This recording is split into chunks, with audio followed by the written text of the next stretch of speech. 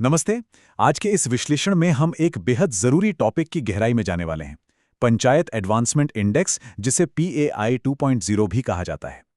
इसे आप हमारे देश के ग्रासरूट एडमिनिस्ट्रेशन का एक बहुत बड़ा नेशन वाइड रिपोर्ट कार्ड मान सकते हैं। जरा सोचिए, भारत के हजारों लाखों गांवों में डेवलपमेंट किस दिशा में और कितनी तेजी से हो रहा है, इसका सटीक अंदाजा लगाना कोई छोटी बात तो है नहीं, है ना? तो इसी इंडेक्स के दूसरे वर्जन के कुछ बेहद दिलचस्प और चौंकाने वाले नतीजों को आज हम बहुत ही आसान भाषा में डिकोड करेंगे। चलिए, बिना किसी देरी के शुरू करते हैं। चलिए सीधे मुद्दे पर आते हैं और शुरुआत करते हैं एक ऐसे आंकड़े से जो सच में दिमाग घुमा देता है, और वो आंकड़ा है 0। जी हां, 0। इस बार फाइनेंशियल ईयर 2023-24 के लिए देश भर की 2,59,000 से भी ज्यादा ग्राम पंचायतों का इवैल्यूएशन किया गया। और पता है नतीजा क्या निकला? उनमें से एक भी पंचायत ओवरऑल A+ यानी टॉप अचीवर कैटेगरी में अपनी जगह नहीं बना पाई। बिल्कुल 0। ये एक बहुत बड़ा आई ओपनर है, जो हमें ये सोचने पर मजबूर कर देता है कि असल में जमीनी स्तर पर हम विकास के पैमाने में कहाँ खड़े हैं। अब आगे बढ़ने से पहले ये समझना जरूरी है कि आखिर ये इतना बड़ा ग्रेडिंग सिस्टम शुरू कैसे हुआ और इसके पीछे की कहानी क्या है। इस पूरी टाइमलाइन पर नजर डालें तो ये कहानी शुरू होती है 2015 में, जब यूनाइटेड नेशंस ने अपने 17 सस्टेनेबल डेवलपमेंट गोल्स यानी SDGs दुनिया के सामने रखे। इसके बाद 2018 में नीति आयोग ने इन ग्लोबल गोल्स को भारत के हिसाब से अपनाते हुए SDG इंडिया इंडेक्स लॉन्च किया। लेकिन असली सवाल ये था कि क्या ये विकास वाकई हमारे गांवों तक पहुंच रहा है? इसी को नापने के लिए पंचायती राज मंत्रालय ने 2023 में जमीनी स्तर पर PAI 1.0 लॉन्च किया, और अब 2024 में हमारे सामने ये PAI 2.0 का बिल्कुल नया और डिटेल डेटा आ चुका है। अब जाहिर सी बात है, यूनाइटेड नेशंस के उन 17 बड़े बड़े गोल्स को सीधे किसी छोटे से गांव पर थोप देना तो प्रैक्टिकल नहीं था। इसलिए उन्हें बहुत ही स्मार्ट तरीके से 9 कोर थीम्स में बदल दिया गया। इसमें गरीबी मुक्त गांव, स्वस्थ गांव, बाल हितैषी गांव से लेकर साफ पानी, हरा भरा माहौल, social justice, good governance, women empowerment और बढ़िया इंफ्रास्ट्रक्चर वाले गांव जैसे विषय शामिल हैं। इन्हीं 9 पैमानों पर अब पंचायतों की परफॉर्मेंस को बहुत बारीकी से परखा जाता है। इस नए रिपोर्ट कार्ड के स्केल और इसमें हुए भारी पार्टिसिपेशन की बात करें तो वो भी अपने आप में एक रिकॉर्ड है। अगर हम दोनों वर्जन्स का कंपैरिजन करें तो ये साफ दिखता है कि कितनी बड़ी छलांग लगाई गई है। PAI 1.0 में करीब 2.16 लाख पंचायतों ने हिस्सा लिया था, जो कि टोटल का लगभग 80.79% था। लेकिन PAI 2.0 में ये नंबर आश्चर्यजनक रूप से बढ़कर 2.59 लाख को भी पार कर गया। यानी अब 97.3% पंचायतें इस डेटा ड्रिवन फ्रेमवर्क का हिस्सा बन चुकी हैं। ये भारी उछाल इस बात का पक्का सबूत है कि ये अब सच में एक नेशन वाइड और बहुत ही रिलायबल इवैल्यूएशन बन चुका है। पर सोचने वाली बात यह है कि आखिर अचानक से इतने बड़े लेवल पर पार्टिसिपेशन बढ़ा कैसे? इसका सीधा जवाब है सिस्टम को आसान बनाना। दरअसल पुराने सिस्टम में 516 बहुत ही पेचीदा इंडिकेटर्स थे, जिसकी वजह से डेटा एंटर करना किसी सिरदर्द से कम नहीं था।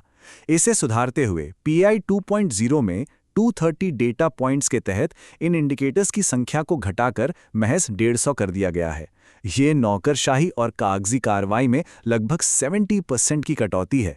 डेटा एंट्री को इतना सिंपल बनाने का ही नतीजा है कि आज ज़्यादा से ज़्यादा पंचायतें इसमें हिस्सा ले रही हैं और डेटा भी कहीं ज़्यादा एक्यूरेट आ रहा है। और इस सिंप्लीफिकेशन का एक बहुत ही शानदार असर भी देखने को मिला है। भले ही ओवरऑल किसी भी पंचायत को A+ नहीं मिला, लेकिन एक अच्छी खबर ज़रूर है। Single data entry form, real time dashboard और ग्राम सभाओं द्वारा डेटा के वैलिडेशन जैसी ट्रांसपेरेंट व्यवस्थाओं के चलते 3,300 से ज़्यादा पंचायतों ने लाइवलीहुड और हेल्थ जैसे खास सेक्टर्स में A+ स्कोर हासिल किया है। इससे ये बिल्कुल साफ हो जाता है कि जब डेटा मैनेजमेंट सही होता है तो ज़मीनी स्तर पर ट्रांसपेरेंसी और जवाबदेही अपने आप बढ़ जाती है। अब ये देखना बड़ा दिलचस्प होगा कि इस कड़े फ्रेमवर्क में किन राज्यों ने बाजी मारी है। यहाँ जो डेटा निकलकर आया है वो वाकई हैरान करने वाला है। इस चार्ट पर नजर डालें तो त्रिपुरा ने पूरी तरह से अपना दबदबा बनाया हुआ है। वहां की 80% पार्टिसिपेटिंग पंचायतों ने बेहतरीन परफॉर्मेंस दी है। वहीं दूसरी तरफ केरल सिर्फ 10% के साथ दूसरे नंबर पर है और ओडिशा महज 8% के साथ तीसरे नंबर पर।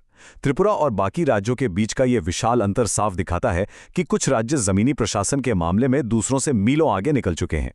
चलिए अब इस पूरी चर्चा के सबसे अहम हिस्से की तरफ बढ़ते हैं, वो असल ग्रेडिंग सिस्टम जिसमें देश की लाखों पंचायतों को बांटा गया है। ये ग्रेडिंग स्केल बहुत ही स्ट्रिक्ट है।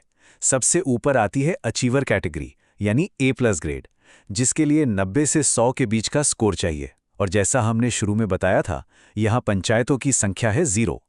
इसके ठीक नीचे है फ्रंट रनर यानी A ग्रेड, जिसमें 3645 पंचायतें अपनी जगह बना पाई हैं। फिर आती है परफॉर्मर या B ग्रेड वाली कैटेगरी, जिसमें 1,11,000 से ज़्यादा पंचायतें हैं।